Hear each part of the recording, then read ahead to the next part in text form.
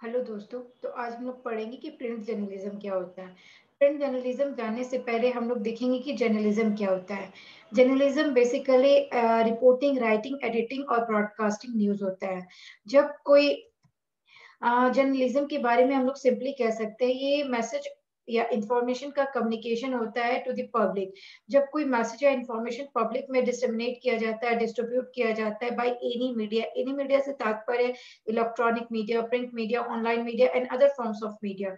Journalism एक तरीकों का ऑक्यूपेशन होता है ऑफ रिपोर्टिंग, राइटिंग, एडिटिंग और ब्रॉडकास्टिंग न्यूज। इसे हम लोग डिफाइन कर सकते हैं the production and distribution of reports on current events based on facts and supported with proof और एविडेंसेस। और जो पर्सन जर्नलिज्म एक्टिविटीज में इन्वॉल्व होता है उन्हें हम कहते हैं जर्नलिस्ट। तो ओवरऑल हम लोग कह सकते हैं कि जर्नलिज्म जो है प्रोडक्शन और डिस्ट्रीब्यूशन ऑफ रिपोर्ट्स है। वो रिपोर्ट्स जो कि करंट इवेंट बेस्ड होते हैं और जो फैक्ट बेस्ड होते हैं, जो जिसके एविडेंसेस होते हैं, प्रूफ होते हैं। हम लोग कुछ भी रिपोर्ट नहीं पब्लिश कर सकते या ब्रॉडकास्ट करते। हम वही ब्रॉडकास्ट कर सकते हैं या वही पब्लिश कर सकते हैं जो कि फैक्ट, जिसमें फैक्ट हो, जो एविडेंस बेस्ड हो। फैक्टलेस चीजें अगर हम लोग पब्लिश करेंगे या ब्रॉडकास्ट करेंगे तो इससे क्या होगा, एक तरीके का क्योस हो सकता है।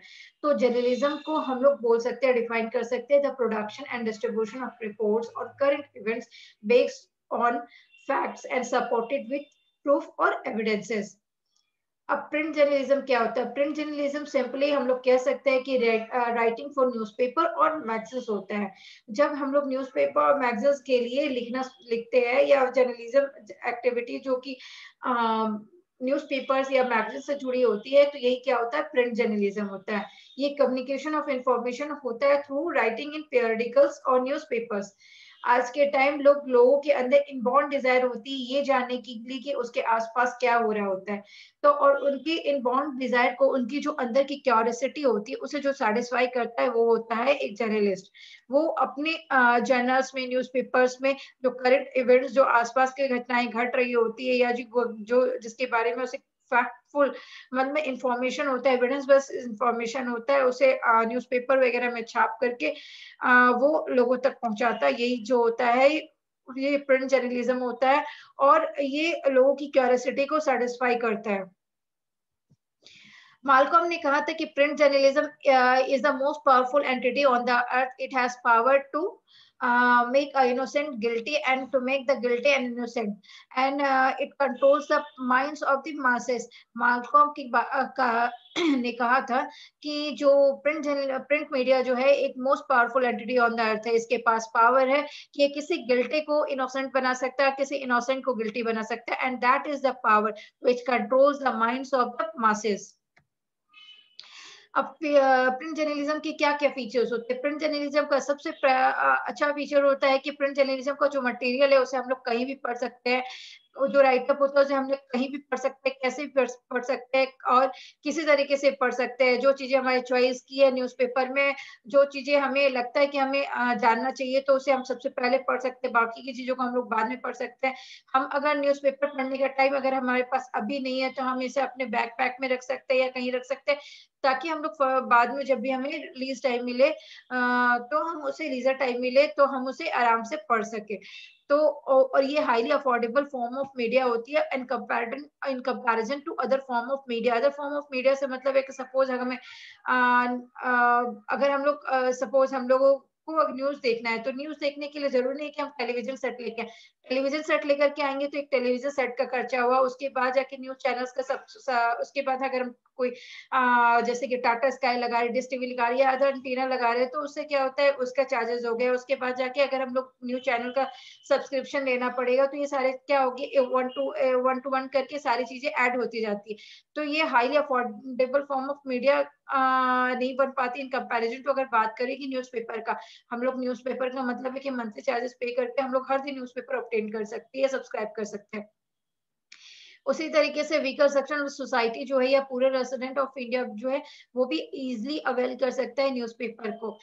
Is a form of production भी कहा जाता है। अब हिस्ट्री ऑफ प्रिंटिंग की बात करेंगे तो जब हम बता दें कि जब न्यूज़पेपर वगैरह नहीं था तो पीपल जो थे पाम लीफ पे लिखते थे। चाइनीज पहले थे जो कि न्यूज़पेपर, जो चाइनीज पहले थे जो कि आर्ट ऑफ प्रिंटिंग को इन्वेंट किए थे, वो वुडन क्लॉक के ऊपर से लेटर प्रिंट करते थे। और उन्होंने ये स्टार्ट किया था टैंग डायनास्टी के टाइम में 1600 एडी में। जो पहली बुक थी, जो पहली प्रिंटेड बुक थी, वो थी diamond sutra, written by the Wang Chieh in 1600 sorry 868 AD में।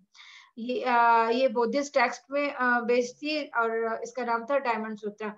Peking Gazette was the first newspaper it was published from the China, and it was started in 1618 AD।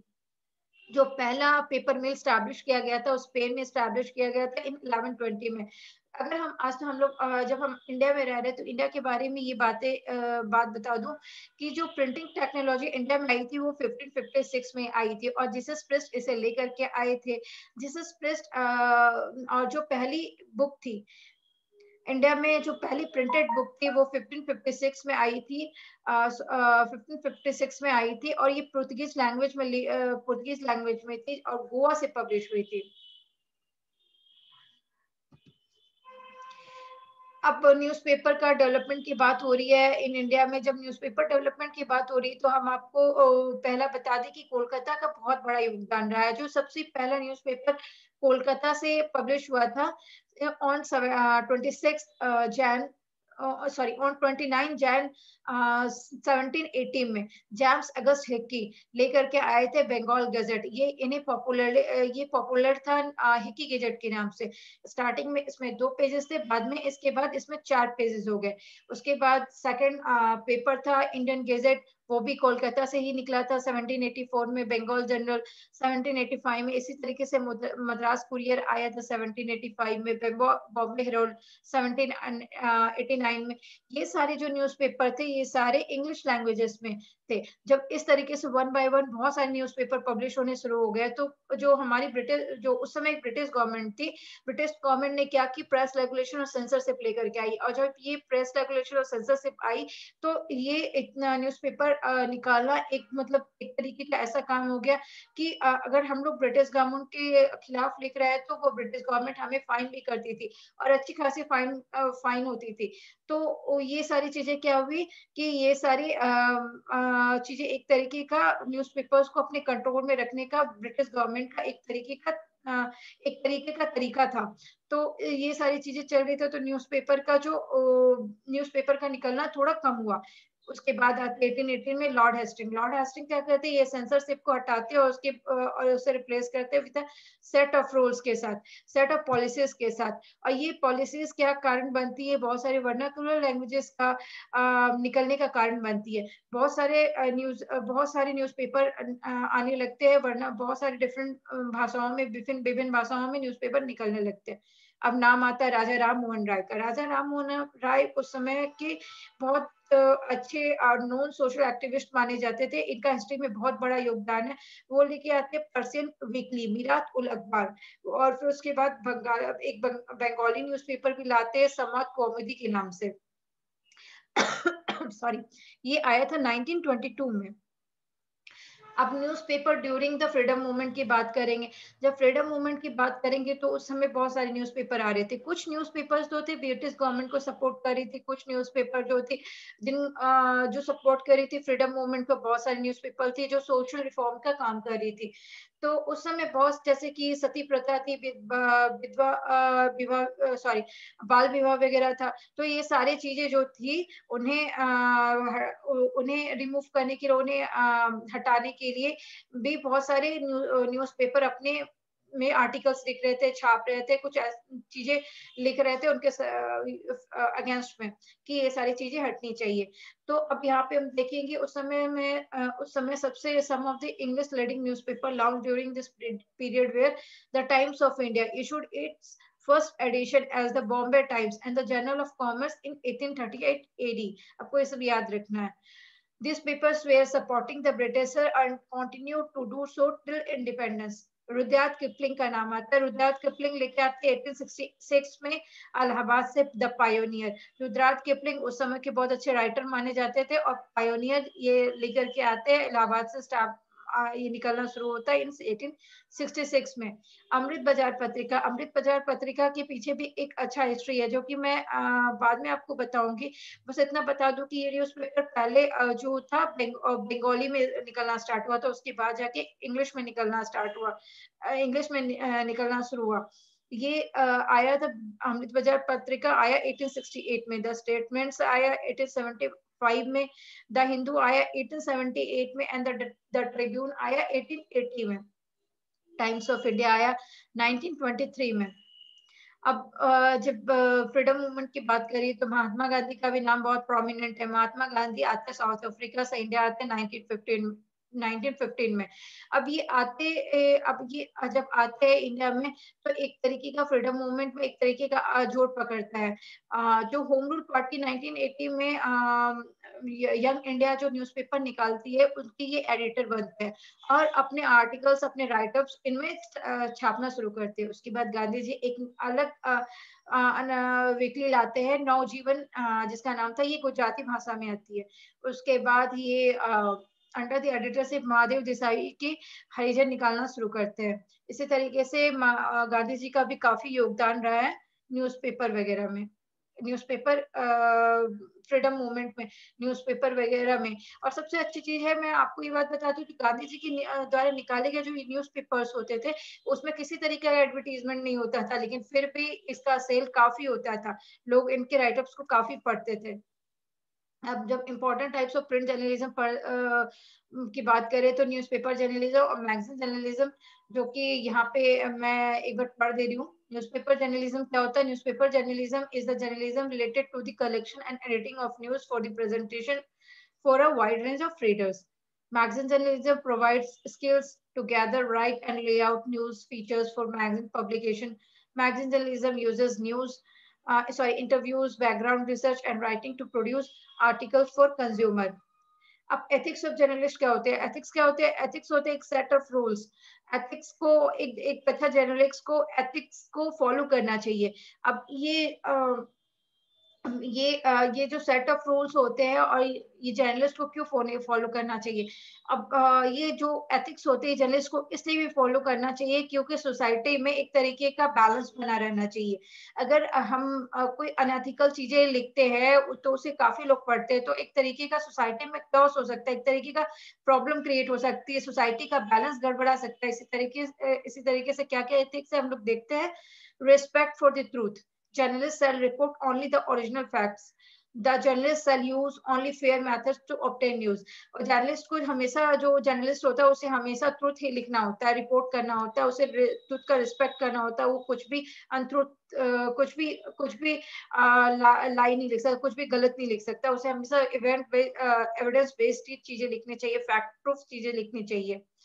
उसी तरीके से जर्नलिस्ट को हमेशा फैक्ट को ही लिखना चाहिए, ओरिजिनल फैक्ट के ऊपर स्टोरी लिखनी चाहिए। उसे कुछ ऐसा नहीं लिखना चाहिए कि वो कोई स्टोरी अपने दिमाग से इंटरप्रिटेट नहीं करना चाहिए। उसे वही चीजें लिखनी चाहिए जो कि उसने दिखी होती है, ऑब्जर्व की होती है, उसके बारे में उसके पास स्ट्रॉन्ग इन्फॉर्मेशन होती है।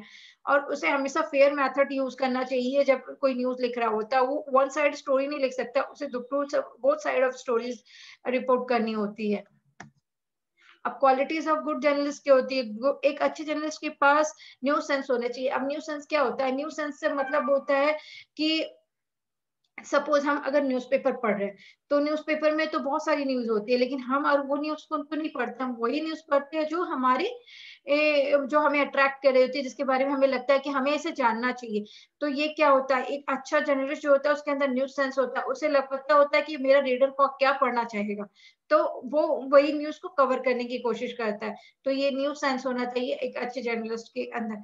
क्लैरिटी ऑफ एक्सप्रेशन होना चाहिए, वो जो चीजें ऑब्जर्व कर रहा होता है, जो देख रहा होता है, या उसके पास जो चीजें इंफॉर्मेशन मतलब एविडेंस के साथ जो इंफॉर्मेशन अवेलेबल होती है, उसे अपने वर्ड्स में क्लियर करके क्लियर लिखना होता है। उसके अपने जो राइटअप में अगर वो कुछ भी लिख देगा तो थोड़ा हौच-पौच हो जाएगा और लोग उसे पढ़ने में बहुत ज़्यादा इंटरेस्ट नहीं लेंगे। उसी तरीके से ऑब्जेक्टिविटी होनी चाहिए, एक्यूरेसी होनी चाहिए, टीम स्पिरिट होनी चाहिए, सेल्फ डिपेंडेंसी होनी चाहिए, डिसिप्लिन होनी चाहिए, डिवोशन होना चाहिए अपने काम के प्रति।